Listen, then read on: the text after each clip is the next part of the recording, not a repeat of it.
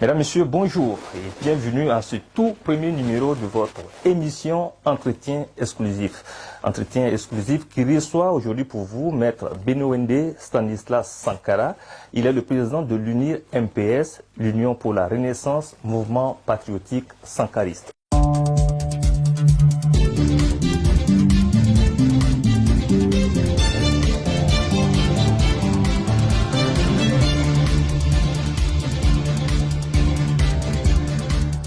Bonjour maître et merci d'avoir accepté notre invitation. Bonjour monsieur Dabira, j'avoue que c'est un honneur et vraiment un plaisir pour moi.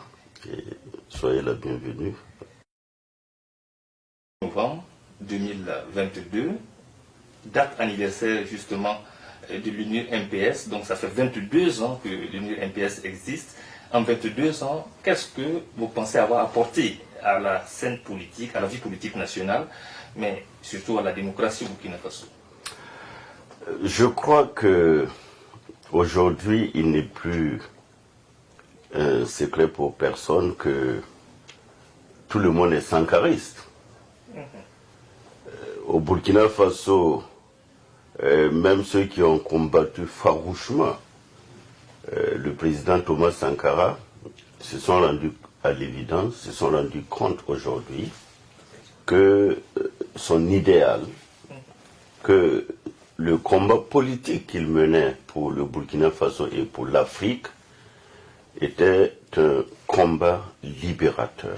Et je pense que ceux qui ont porté haut ce flambeau, d'abord, ce sont ces hommes et ces femmes qui, dès le 15 octobre 1987, ont refusé l'opprobre et ont tenu haut ce flambeau que nous venons d'ailleurs de passer à la jeunesse, à la faveur du 15 octobre 2022,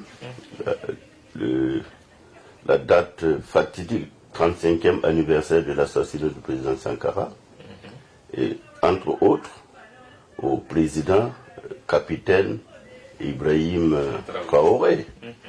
Donc vous voyez, je résume pour dire qu'il a fallu que ce combat politique ait été mené pour qu'aujourd'hui le président Sankara reste une icône mondiale. L'UNIR MS a vu le jour le 1er novembre 2000, suite à une assemblée générale constitutive qui a eu lieu à Boussé dans le Kourouéro. Et pendant 22 ans, nous avons mené ce combat pour que le président Thomas Sankara, sa mémoire, reste intacte, mais aussi que de génération en génération, ses idées politiques puissent se perpétuer. Puisse se perpétuer après 22 ans de cette lutte-là que vous avez dû mener. Est-ce que vous avez l'impression que les Burkinabés ont incarné, est-ce que ce travail-là a véritablement porté fruit quand on sait comment les Burkinabés sont aujourd'hui en porte-à-faux avec les idéaux justement de Thomas Sankara? Une très bonne question, parce que j'ai dit tout à l'heure que chaque Burkinabé a comme référentiel le président Thomas Sankara. Mais chacun à sa manière. Chacun à sa manière. Oui. Vous prenez n'importe qui, dès lors que vous posez un acte, il peut dire « Ah, c'est sankariste ou c'est pas sankariste ». Aujourd'hui même, des Burkinabés ne se gênent même pas pour dire que aujourd'hui le nom Sankara est utilisé comme fonds de commerce par des partis qui se disent sankaristes. Non seulement, j'en venais, le nom de Thomas Sankara est dans tous les domaines. Vous avez le nom de Sankara en politique, avec les partis politiques. Et la petite histoire, en 2009, nous avons demandé à l'Assemblée nationale des réformes. Et l'UNIR MS avait proposé que tous les partis politiques qui portent l'effigie du président Sankara là changent d'effigie. Parce que le président Sankara est un héros national qui appartient, comme le drapeau national, à tout le monde. Mais il y a des partis sankaristes qui nous ont pris à partie. Mais nous avons présenté l'œuf la main qui tient l'œuf pour dire que nous symbolisons notre sankarisme à travers un projet de société conçu sur la base du discours du président Sankara du 4 août 1987. À savoir, ne pas faire un pas sans le peuple. C'est ça qui nous rattrape. Produisons ce que nous consommons et consommons ce que nous produisons. Vous avez l'impression qu'aujourd'hui on fait un pas sans le peuple? Comme vous dites que ça oui, mais c'est ça qui nous rattrape, parce que si vous voyez l'insurrection populaire des 30 et 31 octobre 2014, c'était une insurrection inédite, mais sankariste. Beaucoup l'ont reconnu. Mais par la suite, vous voyez que nous sommes tombés aujourd'hui à des coups d'État. C'est pour dire que la réponse sankariste n'a pas suivi, si vous voulez, la marche de notre peuple, la marche historique de notre peuple. Mais je réponds à votre première question pour dire que Sankara est dans tous les domaines, en politique, mais pas seulement en politique. Vous avez Sankara désormais dans les affaires, dans le commerce, même international. Vous avez Sankara dans l'art, dans la chanson, dans la musique, dans le théâtre, dans le cinéma. Vous avez Sankara partout.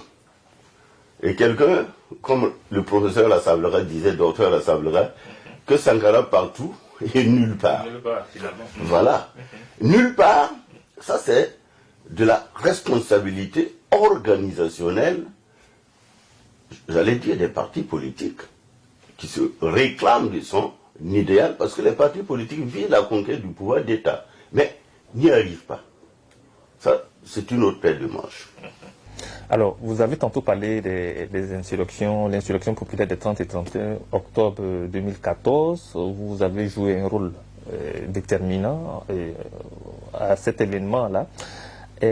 Aujourd'hui, est-ce qu'on peut parler d'acquis 8 ans après? Bien sûr, il y a beaucoup d'acquis. Le premier acquis fondamental, c'est que l'insurrection était porteuse de valeurs. Et ces valeurs ont été consignées dans la charte de la transition. Je veux par exemple, entre autres valeurs, en dehors de la dignité de notre peuple, de son intégrité, si vous prenez simplement au plan de la liberté, comme la liberté d'expression, c'est un acquis insurrectionnel. Mais ces acquis-là découlent de plusieurs années de lutte. C'est pas ex nihilo. On ne s'est pas levé les 30 et 31 octobre pour avoir ces acquis. Mais les autres valeurs dans la charte, est-ce qu'aujourd'hui ça se perçoit? La liberté de presse, oui, mais les autres valeurs, est-ce que les politiques ont pu travailler à ce que ces autres valeurs-là soient incarnées aujourd'hui par le peuple? Tantôt, je vous disais que les politiques publiques n'ont pas relevé ce défi.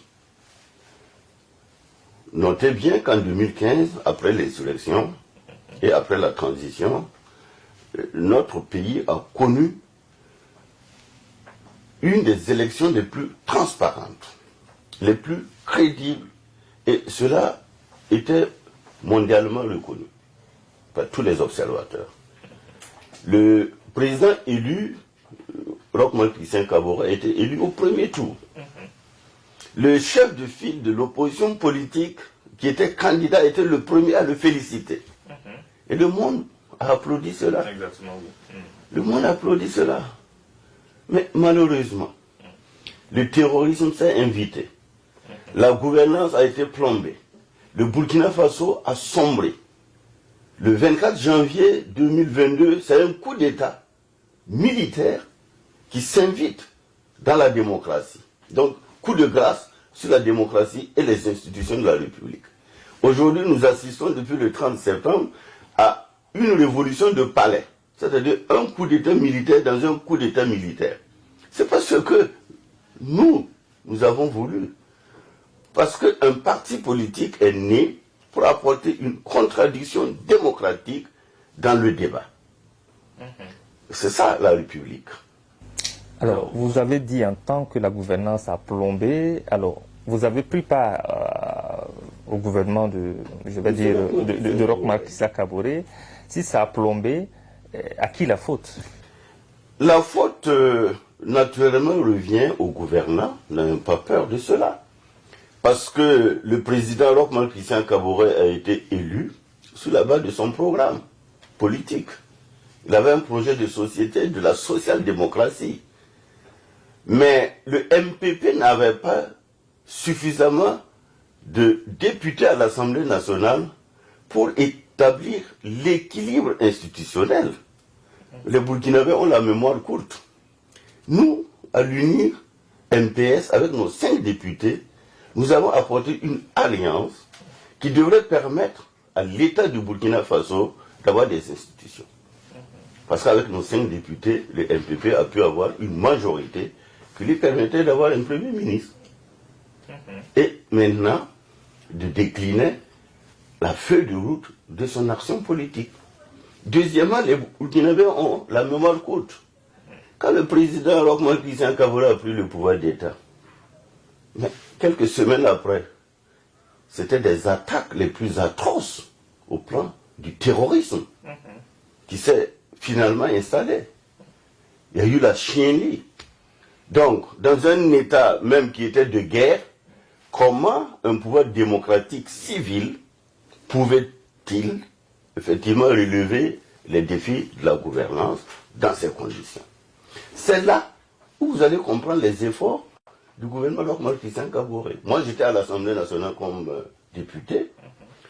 Il y avait des camarades dans le gouvernement, il y en avait 2, au niveau de l'environnement et au niveau de l'élevage. Voilà, je pense que chaque ministre peut faire le bilan de ses actions, prises individuellement. Mais je rappelle cela pour dire, par exemple, il y a eu la loi de programmation militaire qui a accordé à l'armée suffisamment de moyens financiers. Il y a eu le programme d'urgence pour le Sahel. Explique le fait que ces moyens-là, et souvent on le dit, ce n'est plus un secret de polichinelle, on ne l'utilise pas à fond. Moi, je pense qu'il faut faire des audits et situer les responsabilités. Il n'y a pas de raison qu'on dégage des milliards, des centaines de milliards pour l'armée, pour défendre le peuple. Et puis aujourd'hui, vous avez l'actuel chef de l'État, le capitaine Ibrahim Traoré, qui reconnaît que la hiérarchie militaire s'est embourgeoisée. Le rapport d'Inatra ne sort pas, pourquoi? Donc il y a un problème au sein de l'armée en tant qu'institution.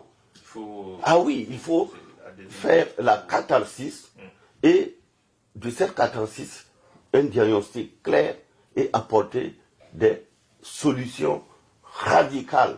D'abord pour que l'armée burkinabé, qui aujourd'hui n'est plus vraiment cette armée que nous avons connue quand on était jeunes, puisse se ressaisir.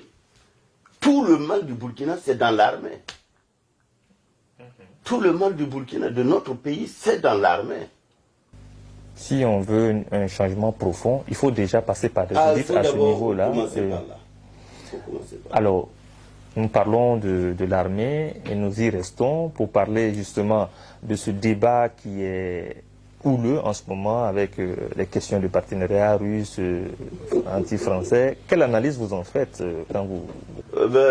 Moi, je suis de ceux qui ont connu ce qu'on appelle la guerre populaire généralisée. C'est-à-dire l'armée, la sécurité du peuple, c'est d'abord son affaire. Nous disons que les Burkinabés doivent d'abord prendre en main leur propre destin. Les observateurs disent que la Russie a des accords diplomatiques avec le Burkina Faso depuis presque 50 ans.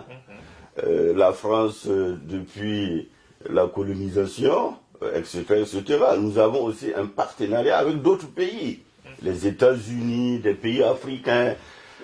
Et les rapports diplomatiques d'un État relèvent de sa souveraineté et de son appréciation stratégique en fonction du moment.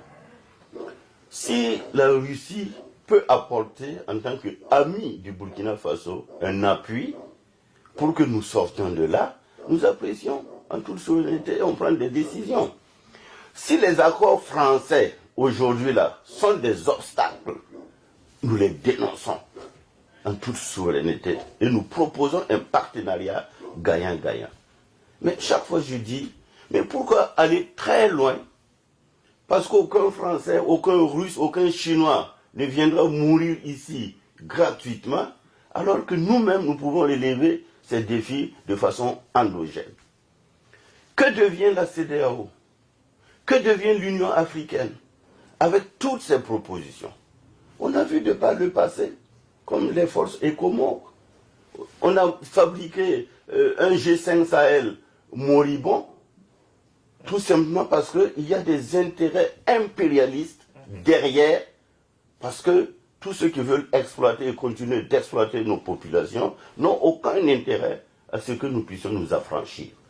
Nous dénonçons ces accords et nous les apprécions parce que nous estimons que nous sommes un peuple libre et indépendant. Est-ce que ce n'est pas justement à cause de tous ces faits-là, et vous avez parlé du G5 Sahel et tout, est-ce que ce n'est pas à cause de tous ces faits-là aussi que les populations aujourd'hui en ont marre et demandent un changement radical?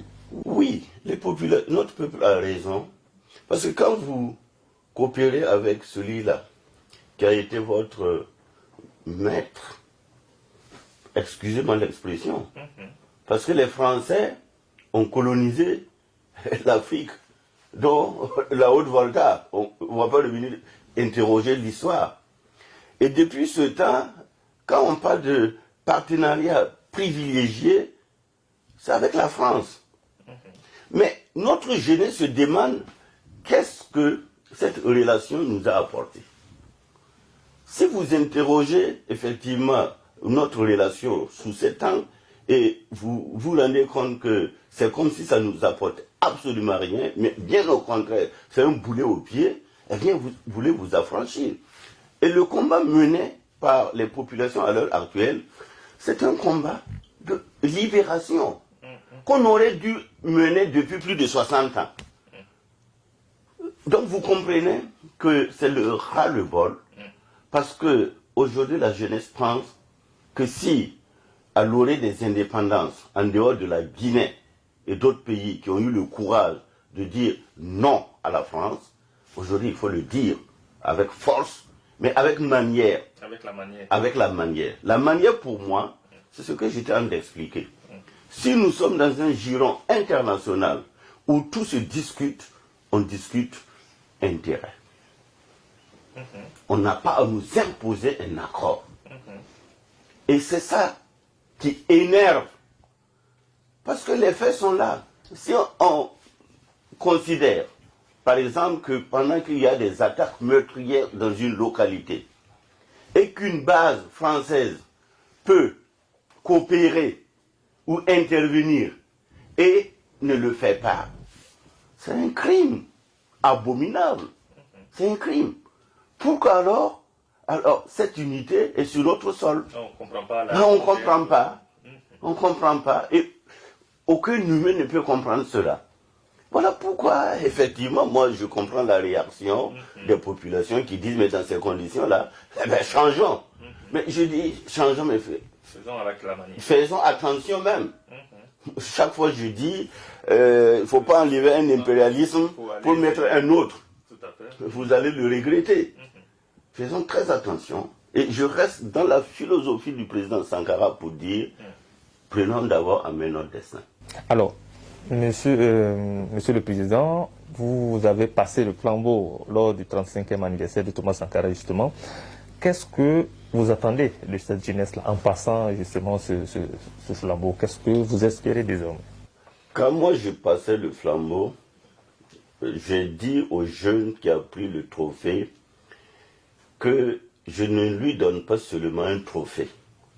Ça c'est pour la caméra, c'est pour les médias. Je lui ai remis à main propre l'engagement que mes camarades et moi avons pris le 15 octobre 2000. Je dis bien le 15 octobre 2000. 2 semaines avant la naissance du parti. Nous avons juré sur la tombe du président Thomas Sankara de lui rester fidèle dans son combat politique. Et j'expliquais aux jeunes, si aujourd'hui vous revendiquez votre place, le rôle que vous devez jouer, c'est cet engagement-là. Il a pris, il a lu et il a dit, ah, maître, j'ai compris. J'aurais aimé que ce message-là soit lu. Malheureusement, le protocole n'a pas permis tout cela. Il y a eu, il faut le reconnaître, une cacophonie organisationnelle à ce niveau-là. Mais ce que moi je veux que les jeunes comprennent, n'est pas Sankara ce qu'il veut. Un petit peu. Parce que ça demande d'énormes sacrifices. D'abord, des sacrifices en soi et pour soi. C'est ça d'abord. Et personne ne peut dire qu'il est Sankara. C'est pas possible. Sankara est unique en son genre. Et je précise que nous, à l'UNIR MPS, nous n'avons pris qu'un seul volet de Sankara pour en bâtir tout un programme politique. Le discours du 4 août 87. Mais Sankara, c'est autre chose aussi. Chacun y puise. Très clairement. Alors, monsieur le Président, nous avons moins de 3 minutes maintenant pour terminer cette émission. Alors, vous avez été récemment ministre en charge donc de l'urbanisme. De l'habitat, oui, justement. On a un nouveau ministre. Quels sont les défis majeurs qui se présentent à ce dernier-là pour terminer? Mais bien avant, est-ce que vous craignez des audits au sein de votre ministère? Pas du tout. Au contraire, je le souhaite. Pas du tout. Je le souhaite. Je le souhaite. Je pense que quand Nibé est arrivé, il a annoncé, moi, je veux bien. Pour que ce soit des audits qui soient faits dans les règles de l'art, en toute transparence, et chacun se portera mieux. Parce que j'ai été dans ce ministère où j'ai fait exactement 1 an. J'ai fait environ 12 mois. Hein. Et vous connaissez les réformes que M. Sankara avait engagées dans le ministère de l'urbanisme. Entre autres, nous avons dit avec courage, il faut revenir sur le statut de la terre, du foncier. Nous avons créé des commissions pour cela. Nous avons mis un stop. Nous avons arrêté l'activité des promoteurs immobiliers. Parce que c'était la source de l'accaparement des terres. Nous avons fait des statistiques, on a évalué tout cela. Nous avons été débarqués. Quand moi j'ai terminé mon CACEM le vendredi, les résultats du CACEM sont là. J'ai atteint plus de 61% de performance malgré les contraintes budgétaires. Et c'est un ministère qui n'avait pas plus de 5 milliards de francs. Le ministère de l'urbanisme. Vous parlez de contraintes budgétaires, il va sans dire que d'énormes défis se présentent à votre désormais remplaçant. Non, moi je ne parle pas de ceux qui sont venus me remplacer. Je n'ose pas les juger, pas du tout. Ils ont leur politique, ils ont leur feuille de route, donc je n'interviendrai pas sur leur action gouvernementale, pas du tout. Ils ont, je ne sais pas ce qu'ils doivent faire. Mais moi je parle de ce que j'avais à faire comme feuille de route. Et nous avons fini même les réformes au sein du ministère. En quelques 12 mois. Oui, en 12 mois, nous avons fini toutes les réformes. Il restait maintenant à engager les actions terrain. Donc, mes successeurs peuvent trouver, en tout cas, au niveau du ministère, de quoi aller vite et bien. Tout est tracé pour aller plus vite et même bien. Il s'agit simplement d'avoir un courage politique, une volonté politique pour prendre des réformes dans l'intérêt exclusif de notre peuple. Merci. Benoît Stanislas Sankara, merci pour ce temps d'entretien. Et c'est un premier numéro, ce fut un plaisir pour nous également. Tout le succès, je vous le souhaite. Merci à vous, chers téléspectateurs, d'être restés tout au long de cette émission et rendez-vous très prochainement avec un autre invité sur les questions majeures de l'actualité nationale.